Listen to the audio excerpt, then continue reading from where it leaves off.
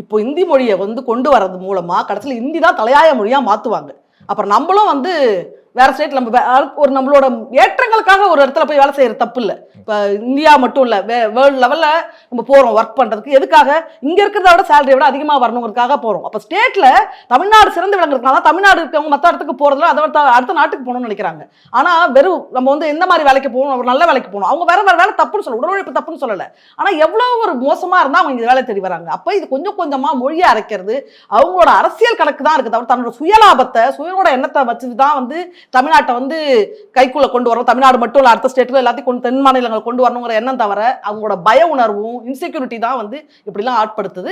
அதுக்கு சப்போர்ட் பண்றவங்க யாருன்னு நீங்க பாத்தீங்கன்னா, கொஞ்சம் கூட யோசிக்காம எதையுமே செயல்படுத்துற, பேசுறது தெரியாம பேசுற ஒரு அரசியல்வாதிகள்னு சொல்லிக்கிற பிஜேபியில இருக்க சில பேர் தான் இதுக்கெல்லாம் சப்போர்ட் பண்ணுவாங்க. மற்றபடி இப்போ இதே மற்ற அரசியல்வாதிகள்லாம் நம்ம எப்படி சொல்றாங்கன்னா, அவங்களுக்கு இப்போ எதிர்கட்சியா இருக்கிறாங்க திமுகக்கு. அப்ப அதுக்கு எதிர்கட்சியா இருக்கப்போ அவங்களால வெளிப்படையா இப்ப அவங்க இதே ஆட்சியில இருந்தாங்கன்னா அவங்களும் இதை எதிர்க்க தான் செய்வாங்க.